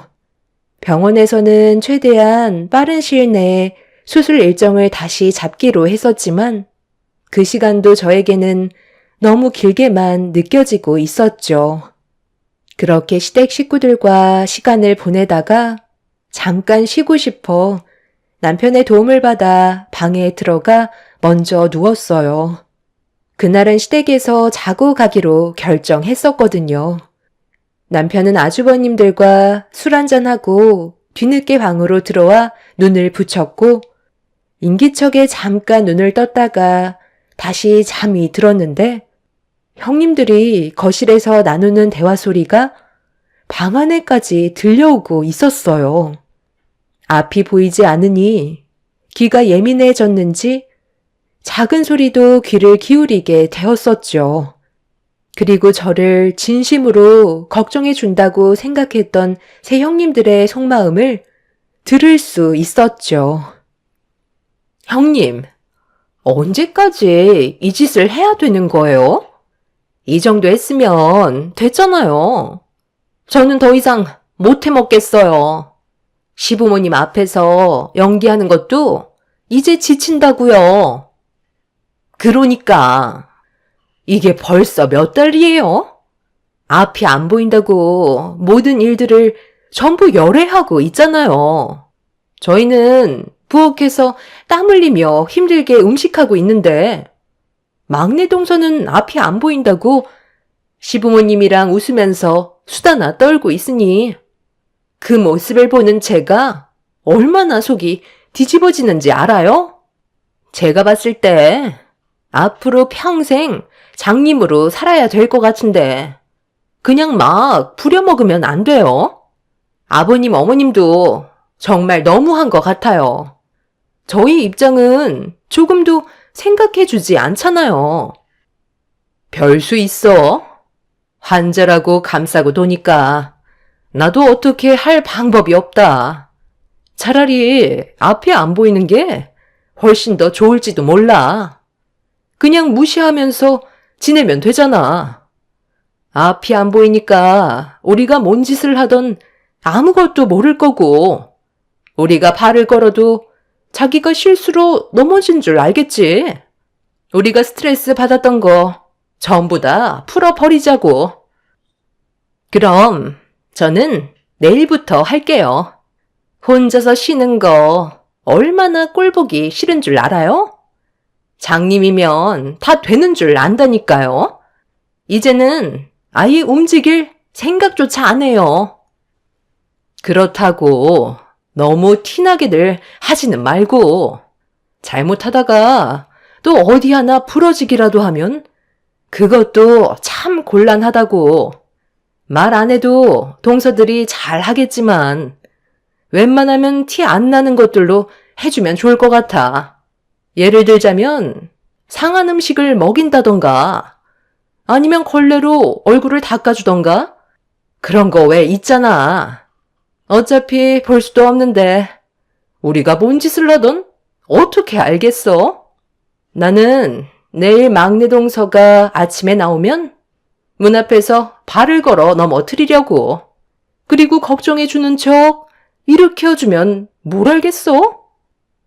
저는 그럼 얼굴 닦아준다고 화장실 데려가서 변기물로 세안시킨 뒤에 발수건으로 얼굴 닦게 해줘야 되겠어요. 그래야 속이 풀릴 것 같네요. 어머, 저는 지금 당장 우유 하나 빼놔야겠어요. 아침에 일어나자마자 동서 나오면 바로 상한 우유 주려고요. 생각만 해도 너무 즐거운데요. 내가 동서들한테 그동안 말을 안 하고 있었는데 병원에 있을 때 막내 동서 옆에서 내가 제일 오랜 시간 있었잖아. 그때 바닥 닦던 걸레로 입 닦아주고 우리 집 개가 쓰던 칫솔 가지고 와서 양치시켜줬잖아. 막내 동서는 전혀 모르고 있었지만 내 속은 얼마나 시원했는지 알아?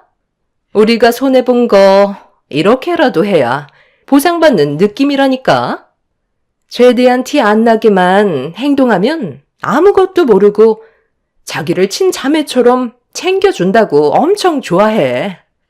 그러니까 동서들도 앞이 안 보인다는 걸 안 좋게만 생각하지 말라는 거야. 오히려 좋은 부분들도 꽤 있다니까. 나는 차라리 지금이 훨씬 좋을 때도 있어. 스트레스 풀기 딱 좋거든. 새 형님들은 저를 진심으로 걱정해 주는 척 했지만 그건 전부 다 거짓된 행동이었다는 걸 알 수 있었습니다. 너무 충격적인 말들을 듣게 된 터라 온몸에 소름이 돋았고 앞이 보이지 않는 저로서는 새 형님들이 접근을 하게 된다면 그게 뭐든 항상 의심을 하게 될 것 같았어요. 다음 날이 다가오는 게 갑자기 두려웠고 저를 다치게 했던 큰형님이 병원에서 진심으로 간호해줬다고 생각했었는데 모든 것들이 전부 다 거짓된 행동들이었던 거죠. 새 형님들의 대화 소리를 듣게 된 저는 사람은 변하지 않는다는 걸 확실하게 알 수 있었습니다. 최대한 빨리 눈을 회복시키고 싶었어요. 그리고 그 사람들을 용서하고 싶지 않았죠. 그날 하루 종일 잠 한숨 못 자고 누워만 있다가 남편이 일어나길래 저는 바로 집으로 갔으면 좋겠다면서 몸이 좋지 않다는 핑계를 댔습니다. 일어나자마자 제가 몸이 좋지 않다는 말에 걱정이 됐는지 남편은 시부모님께 제 몸 상태에 대해 얘기한 뒤 곧장 짐을 챙겼어요. 시부모님께서는 바로 병원에 가보는 게 좋을 것 같다면서 걱정을 많이 하셨지만 그날 느낌적으로 새 형님들이 안 좋은 시선을 보내고 있다는 걸 알 수 있었습니다. 평소 같으면 한마디라도 붙였을 텐데 제가 아침 일찍 집에 간다는 말에 새 형님들은 단 한마디도 꺼내지 않고 있었죠. 그렇게 남편의 도움을 받아 저는 시댁에서 빠져나올 수 있었고 한동안 시댁에 가는 건 힘들 것 같다면서 남편한테 몸이 좋지 않다는 걸 최대한 어필했어요. 그렇게 시간이 지나고 저는 예정대로 망막 수술을 받게 되었고 의사는 성공적으로 수술을 마쳤다며 경과를 지켜보자는 말에 저는 며칠을 입원한 다음 한동안 부모님 집에서 시간을 보냈어요. 남편의 일이 많이 바빠져서 한동안 저를 보살펴 줄 수가 없었죠. 부모님 집에 있어서 그런 건지 심리적인 안정을 되찾으면서 제 몸에도 조금씩 변화가 오기 시작했어요. 검게만 보였던 시야에 조금씩 빛이 들어오고 있었습니다. 그렇게 며칠이 지나자 사물의 형태를 알아볼 수 있을 만큼 좋아졌고 병원에서는 경과가 좋다며 앞으로 관리만 잘한다면 훨씬 더 좋아질 수 있을 거라는 희망적인 말을 들을 수 있게 되었어요. 부모님과 저는 그날 기쁨의 눈물을 흘렸지만 남편한테는 비밀로 했어요. 제 몸 상태가 어떤지 형님들의 귀에 들어가는 걸 원하지 않았습니다. 완벽하게 좋아진 다음 제가 직접 형님들이 저를 그동안 어떻게 대했는지 전부 다 확인해 보고 싶었죠. 그래서 부모님께도 남편에게는 비밀로 해달라면서 완벽하게 앞을 볼 수 있을 때 제가 직접 얘기하겠다며 부탁드렸었죠. 매일 아침에 눈을 떴을 때 남편은 저에게 눈이 어떤 것 같냐고 물어보고 있었지만 저는 크게 변화된 게 없다며 조금 더 시간이 필요할 것 같다는 말로 대충 둘러댔어요. 이미 저는 남편의 얼굴을 볼 수 있을 정도로 회복이 된 상태였죠. 제가 아직 잘 안 보인다고 얘기하자 남편은 시댁에는 나중에 가야 될 것 같다고 시모에게 전화를 걸었어요. 알고 보니 시부모님 결혼 기념일이라 시댁에서 식사 모임이 있는 것 같아 남편과 대화 끝에 시댁에 가기로 결정하게 되었습니다. 그렇게 주말에 저희 부부는 시댁에 가게 되었고 저는 남편의 도움을 받아 차에서 내리는 순간 그동안 계획했던 것들을 준비했어요. 새 형님들의 실체를 제가 두 눈으로 확인하고 그 사람들이 저에게 어떤 행동을 했는지 확실하게 파헤칠 생각을 가지고 있었습니다.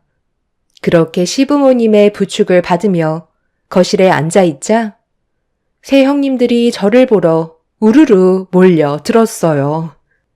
안 보이는 척 연기를 하고 있었는데 큰 형님이 먼저 저에게 말을 붙여왔습니다. 형님들은 제가 보이는 줄도 모르고 서로 키득거리며 웃고 있었어요. 시모는 가족이 다 모였으니 서둘러 음식 준비하면 될 것 같다고 얘기하자 새 형님들은 주방으로 들어가더니 무언가를 열심히 준비하고 있었습니다. 저는 남편한테 거실에 앉아 있는 것보단 형님들과 대화라도 좀 하게 주방에 앉아 있고 싶다며 도와달라고 부탁했어요.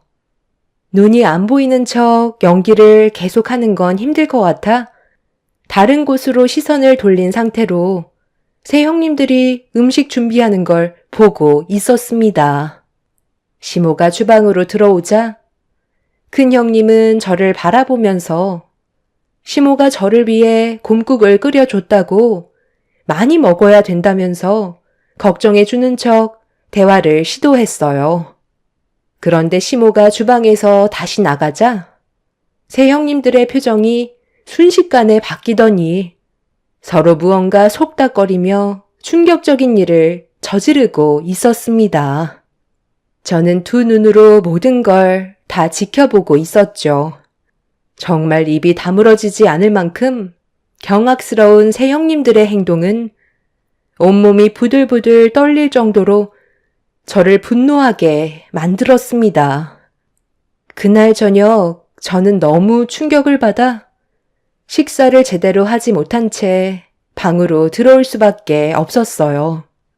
새 형님들은 저를 데리고 다니면서 챙겨주는 척 했지만 저번에 말했던 모든 것들을 계획에 옮기고 있었습니다. 조금이라도 들키고 싶지 않아 꾹 참고 버텨내며 모든 것들을 증거물로 남겨두고 있었고 그렇게 분노만 남겨져 있던 저는 다음날 아침에 모두가 식사를 하려고 한자리에 모였을 때 전날의 새 형님들이 저에게 했던 행동들이 어땠는지 확인시켜 주었어요. 갑자기 이게 뭐니? 아니, 잠깐만. 생각 없이 막내 며느리한테 물건을 받긴 했는데 너 앞이 안 보이잖아. 그런데 어떻게 내 손에 물건을 쥐어줄 수 있는 거지? 어머님, 저 지금 다 볼 수 있어요. 아주 선명하게 보이는 건 아니지만 생활에 불편함이 없을 정도로 좋아졌어요. 어제도 전부 다 보이고 있었지만 제가 두 눈으로 확인해야 될 게 있어서 증거물로 남겨두려고 연기하는 척 했던 거였어요. 이렇게까지 할 수밖에 없었던 이유가 거기에 다 담겨 있어요. 당신 언제부터 눈이 보였던 거야? 그럼 그동안 나한테도 말을 안 하고 있었던 거야? 도대체 왜 그랬어? 나한테는 말을 했어야지. 무슨 일인데 지금까지 숨긴 건데? 어머님한테 드린 게 내가 전날에 겪었던 일들에 대한 영상이야. 내가 100번 말해봤자 소용없을 것 같아서 영상으로 준비했으니까 보고 얘기하자. 시모는 남편의 도움을 받아 제가 녹화해 두었던 영상을 재생시켰고 잠시 뒤 집안은 난리가 나고 말았습니다. 세 형님들의 충격적인 행동들이 전부 다 영상 속에 담겨 있었죠. 저는 세 형님들의 실체를 밝히기 위해 세 형님들의 추악한 행동들을 전부 수용하고 있었어요. 시부모님께서는 사색이 된 얼굴로 입을 여셨어요. 큰며느린, 너 지금 이게 무슨 장면이니? 콩국에다가 뭔 짓을 한 거야? 행주반물을 왜 콩국에다 섞어서 막내 며느리한테 먹으라고 건네준 거니? 둘째 며느리 너는 지금 화장실에서 변기물을 퍼서 막내 며느리 세수시켜준 뒤 걸레로 얼굴을 닦아준 거야? 너희들 눈이 안 보인다고 이런 짓을 저질러? 셋째 너는 설거지 한물을 마시라고 준 거니? 이게 사람이 할 짓이야? 어떻게 환자한테 이런 충격적인 일을 저지를 수가 있어? 왜 대답들을 못해? 막내 동서가 하는 짓이 너무 얄미워서 그랬어요. 뭐만 하면 모임에 빠지려고 하고 자기 하고 싶은 대로 하니까 저희가 속이 안 뒤집어지겠어요? 사고가 난 건 제 잘못이지만 막내 동서가 원인 제공을 한 거라고요.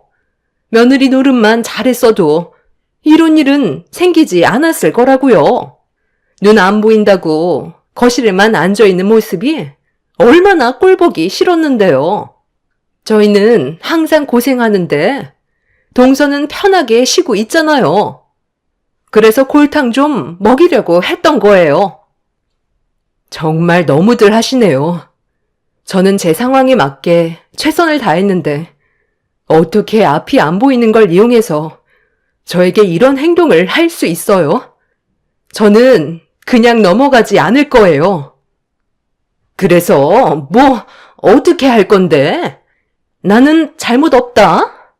동서가 며느리로서 제대로 된 모습을 보이지 않았기 때문에 그에 맞게 우리가 좀 행동한 것뿐이야. 잘못한 건 없다고. 이 사람이 정상도 아니고 환자인데 그게 그렇게 마음에 안 들었어요? 언제부터 그런 거예요? 영상에 보니까 아주 자연스럽던데 한두 번이 아니죠? 큰형님이 나 병원에 있을 때 걸레로 얼굴 닦아주고 그랬었대. 내가 새벽에 형님들이 나누는 대화 전부 다 들었었어. 나는 절대로 그냥 넘어가지 않을 거야. 당신이 어떻게 재수 씨한테 이런 짓을 저지를 수가 있어? 나한테는 재수 씨 걱정 엄청 하더구만. 그것들 전부 다 거짓된 모습이었던 거야? 아니, 왜 다들 나한테만 뭐라고 하는 건데? 원인 제공은 막내 동서가 먼저 시작한 거라고. 안 보이는 척 연기한 거 봐봐. 동서가 저렇게 무서운 사람이라니까. 둘째 형님과 셋째 형님은 갑자기 시모 앞에서 무릎을 꿇더니 용서를 구하기 시작했어요. 전부 다 큰형님이 시켜서 저지른 행동이라고 자신들은 아무런 잘못도 없다며 발뺌하고 있었습니다. 하지만 시모는 이미 두 귀를 닫아 버렸고 새 아주버님들 또한 형님들의 충격적인 모습에 분노를 가라앉히지 못했어요. 제일 크게 화가 난 건 남편이었고 갑자기 주방으로 들어가더니 무언가를 가지고 나왔습니다. 그리고 화장실에서도 무언가를 가지고 나왔죠. 알고 보니 제가 당했던 걸 그대로 똑같이 형님들도 겪어보라면서 행주밥 물을 콩국에 섞어서 큰 형님한테 지어줬고, 둘째 형님한테는 변기에 있던 물과 걸레를 던져줬습니다. 그리고 셋째 형님한테는 설거지한 물을 마시라고 손에 쥐어줬어요. 세 형님들 전부 당황해서 머뭇거리고 있자 시몬은 당장 똑같이 겪어보라고 화를 냈지만 아무도 선뜻 먼저 움직이지 않았어요. 시몬은 세 형님들 전부 잘못을 뉘우치지 않는 것 같다고 큰형님 입에 억지로 행주반 곰국을 털어넣어 버렸어요. 그리고 차례대로 제가 당했던 만큼 그대로 돌려 주었죠. 시몬은 두 번 다시 볼 일 없을 것 같다면서 세 형님들을 내쫓아 버렸습니다. 이 문제로 아주버님들과의 관계에도 심각한 문제가 생기고 말았죠. 너무 충격을 받았는지 현재 정상적인 부부관계로 지낼 수가 없어 큰형님 내외는 별거 중이라는 말을 들었습니다. 그날 이후 시댁에 모임이 있을 때면 세 형님들은 아예 발도 들이지 못하고 있는 상태예요. 저는 현재 그 사람들을 상대로 정신적인 고통을 받은 부분에 대해 위자료 청구 소송을 진행 중에 있습니다. 제가 만약에 평생 앞을 볼 수 없었다면 그 사람들은 더 추악한 행동을 저질렀었겠죠. 앞으로 절대 용서해줄 마음 조금도 없고 그 사람들을 받아주지 않을 생각입니다. 큰형님은 부부 사이에 문제가 생기게 되다 보니 저에게 찾아와 용서를 구하기 시작했어요. 현재의 가정을 깨고 싶지 않아 내린 결정이겠지만 저는 받아주지 않고 있는 중이네요. 큰 아주버님은 이번 일로 인해 저에게 용서를 받지 않는 이상 계속해서 별거 생활을 할 거라며 저희 남편에게도 맏형으로서 미안해하고 있어요. 남편도 절대로 받아주지 말라고 새 아주버님들한테 억울한 눈물까지 흘린 상태라 이 사태는 좀처럼 쉽게 좋아질 수 있을 것 같지는 않습니다. 그리고 얼마 전에 새 형님들이 아주버님들 몰래 파생상품 주식에 투자했다가 상당히 많은 돈을 전부 잃었다는 소식을 듣게 되었는데요. 아마 더 이상의 관계 유지는 힘들 것 같아 보이네요. 정말 두 번 다시 보고 싶지 않은 사람들입니다. 저는 지금 현재 두 눈이 많이 회복이 된 상태이지만 꾸준하게 치료를 받고 있어요. 앞을 볼 수 있다는 게 얼마나 중요하고 행복한지 이번 일을 통해서 다시 한번 깨닫게 되었어요. 앞으로 제 삶에는 웃는 날만 가득했으면 좋겠습니다. 제 사연 들어주신 여러분들께서도 행복이 가득하시길 바랍니다. 감사합니다.